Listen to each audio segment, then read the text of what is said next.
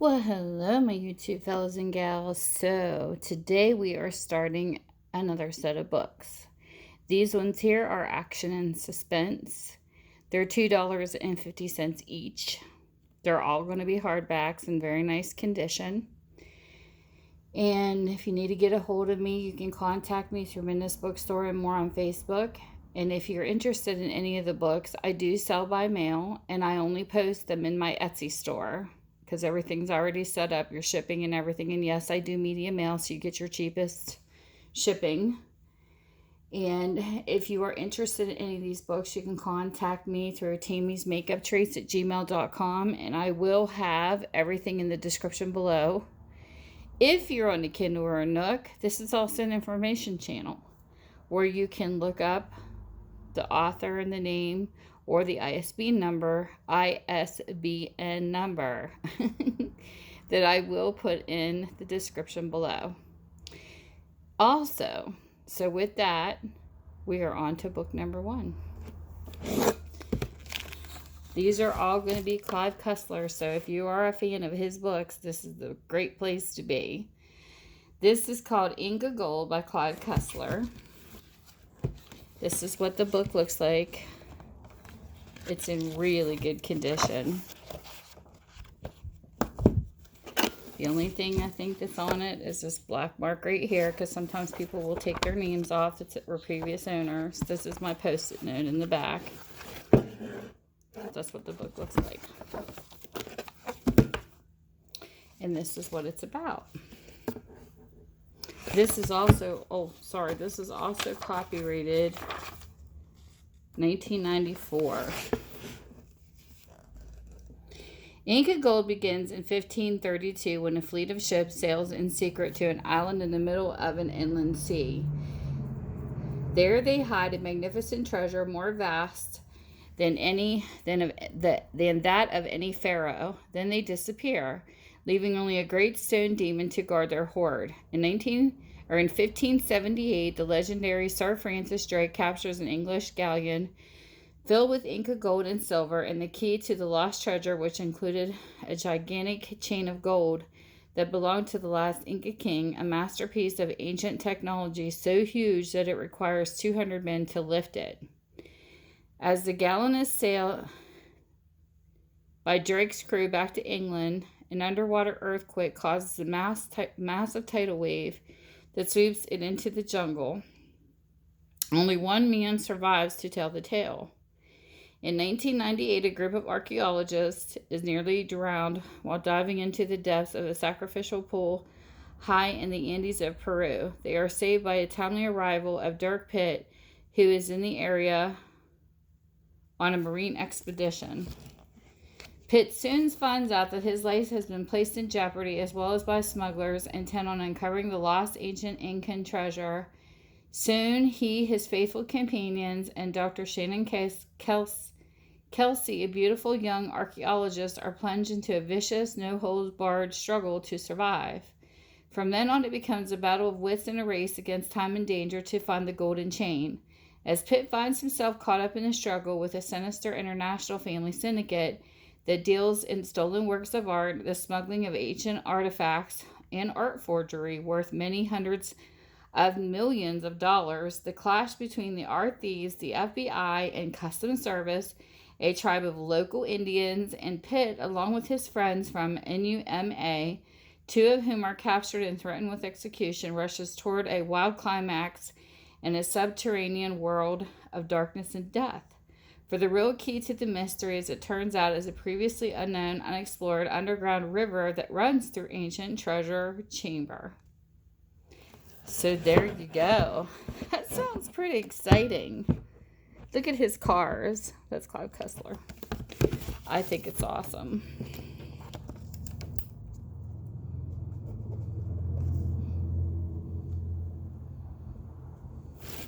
And these prices are actually slashed because they were like $4 a piece. And the original price on this was $24 in Canada, and $30 in Canada and $24 in the United States. So these were definitely not cheap. So that was book number 1. Book number 2. We have Corsair by Clive Cussler. And the copyright date on this is 2009. This is the shape of the book. No writing in this one at all. Beautiful condition. Pristine condition. And this is what the book is about. Corsairs are pirates. Corsairs, I think it's how you say it. And pirates come in many varieties. There are the pirates who fought in the sea of the Barbary Coast in the late 18th and early 19th centuries. We have the contemporary pirates who infest the waters of Africa and Asia. And then the pirates who look something like something also.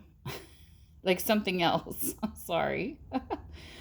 When the U.S. Secretary of State's plane crashes while bringing her to a summit meeting in Libya, the CIA, distrusting the Libyans, hire Cribillo to search for her, and the misgivings prove well-founded. The crew locates the plane, but the Secretary of State has vanished.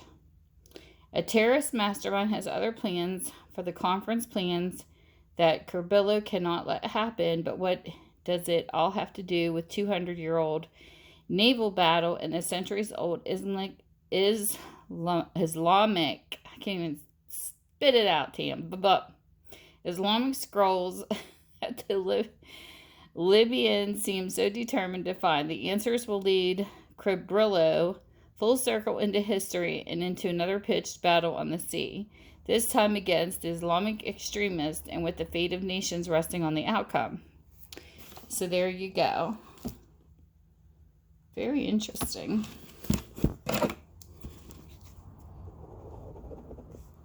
I'm changing prices, so bear with me because I forgot to do it before the video.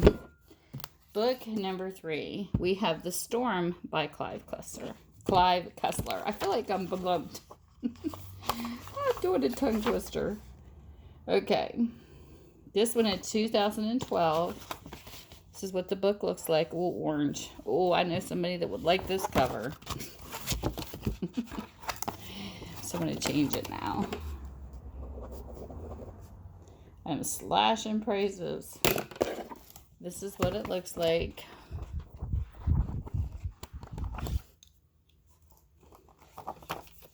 And this is what it's about. And the invention is about to get wilder. In the middle of the Indian Ocean, a NUMA research vessel is taking water samples at sunset when a member of the crew spots a sheen of black oil ahead of them, but it is not oil. Like a horde of army ants, a swarm of black particles suddenly attacks the ship, killing everyone aboard, while the ship itself goes up in flames. A few hours later, Kurt Austin, Joe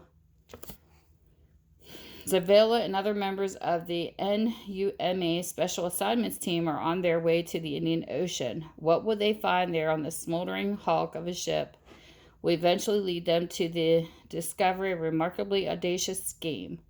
A plan to permanently alter the weather on a global scale. It will kill millions, and it has already begun.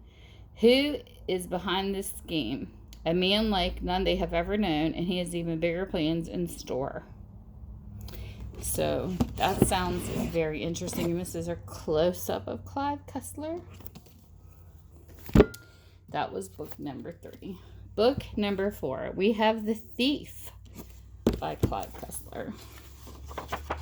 This one here is a 2012 copyright. This is what the book looks like. Oh, another orange one.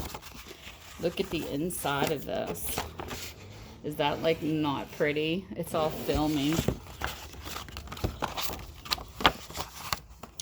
This is what the book looks like.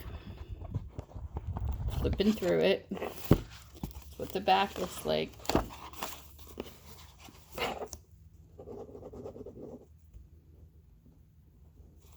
And this is what it's about.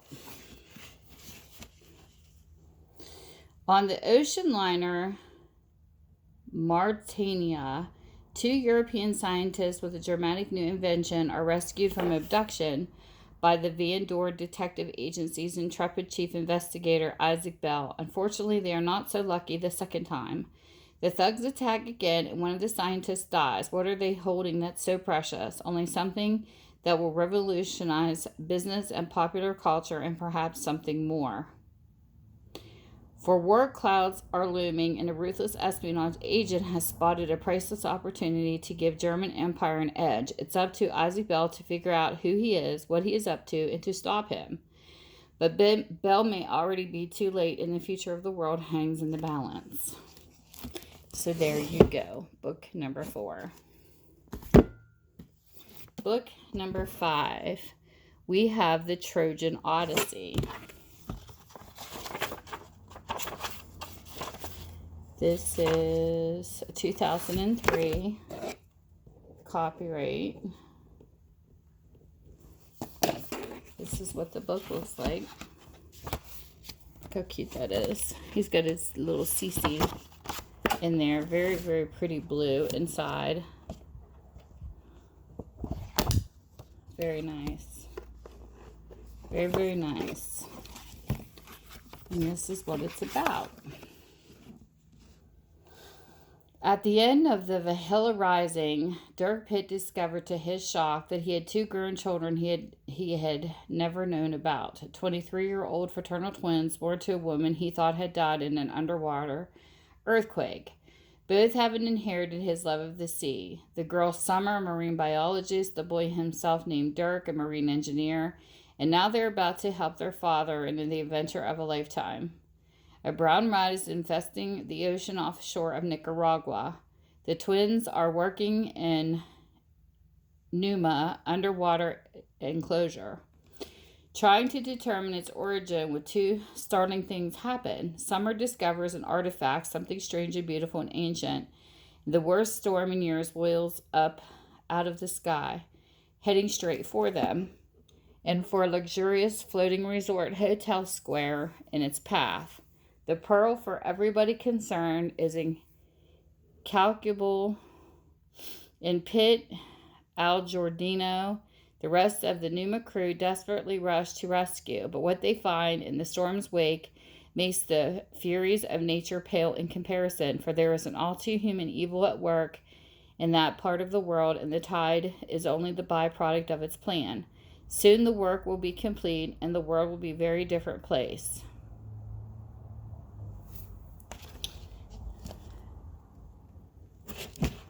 If Summer's discovery is to be believed, the world as we know it is already a very different place.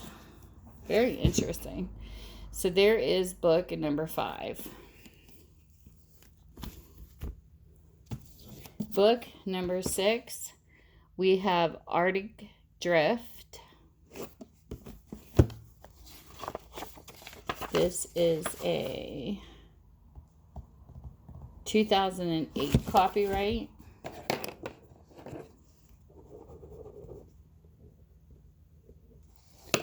This is what the book looks like. It's like a purple and like a periwinkle, like a cobalt blue. And that's what the inside looks like.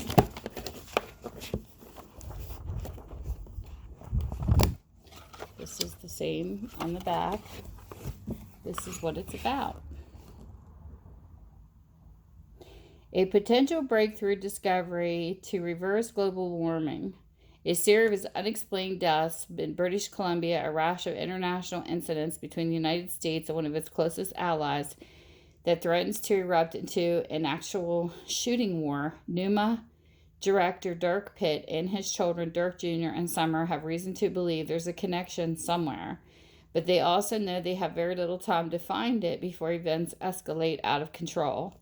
Their only real clue might be just a mysterious silver mineral traced to a long-ago expedition to find the fabled Northwest Passage, but no one survived that doomed mission. Captain and crew perished to a man, and if Pitt and his colleague Al Giordino, I don't know how to say that name, aren't careful, their very same fate may await them. filled with the breathtaking suspense and audacious imagination that have become his hallmarks. This is a tour de force. Further proof that when it comes to adventure rating, nobody beats Clive Cussler. So there you go. Book number 6. Book number 7 is called Deep Six. This is 1984.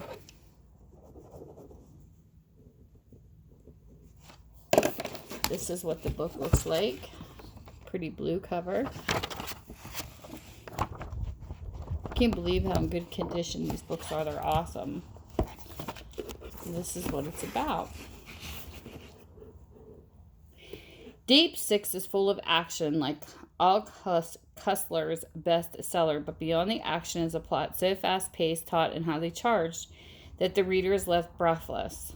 Whether it is a mystery of a sunken ship with no name that unleashes a deadly tide of poison to ocean waters, or the disappearance of the President of the United States on board his own yacht in the Potomac River, or the search for some of the most senior figures in the United States government on board the Soviet cruise ship in the high seas. Like James Bond, Dark Pitt is a swashbuckling adventurer with taste for the ladies and a way with violence. But in Deep Six, as in other novels, Cussler has created a novel of compelling originality and rich detail that remains totally believable, with a huge cast of characters and a plot that takes the reader from the bottom of the sea to the most secret byways of power in Washington and Moscow.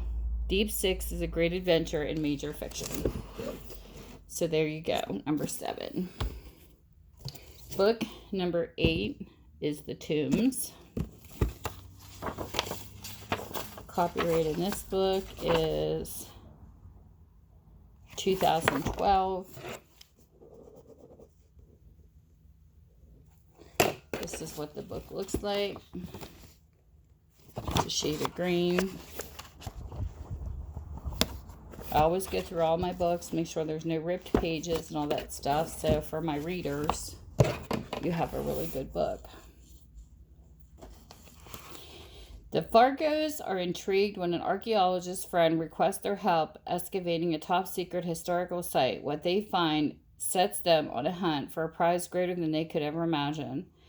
The clue points to a hidden tomb of Attila the Hun, the High King, who was reportedly buried with a vast fortune of gold and jewels and plunder, a body that has never been found. As they follow the trail through Hungary, Italy, France, Russia, and Kazakhstan, a trail they discover leads them not to one tomb but 5. The Fargos will find themselves pitted against a thieving group of amateur treasure hunters, a cunning Russian businessman, and a ruthless Hungarian who claims direct descent from Attila himself and who will stop at nothing to claim the tomb's riches as his own. So there's book number 8. Book number 9. We have The Kingdom by Clive Cussler. 2011 is the copyright.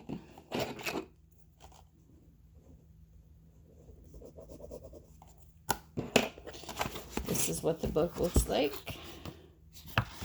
Nice blue color again.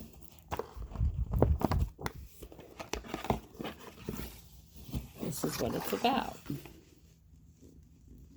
The Fargos are used to hunting for treasure, not people, but then a Texas oil baron contacts them with a personal plea. An investigator friend of the Fargos was on the mission to find the oil baron's missing father, and now the investigator is missing too. Would Sam and Remy be willing to look for them both? Though something about the situation doesn't quite add up, the Fargos agree to go on the search. What they find will be beyond anything they could have imagined. On a journey that will take them to Tibet, Nepal, Bulgaria, India, and China, the Fargos will find themselves embroiled in the black market fossils, a century-old puzzle chest, the ancient Tibetan kingdom of Mustang, a balloon aircraft from the century before its time, and a skeleton that could turn the history of human evolution on its head. Now that sounds interesting too. And then last but not least, we have a ship. Look at that picture. I love ships. Lost Empire by Clive Cussler. This is a 2010 copyright.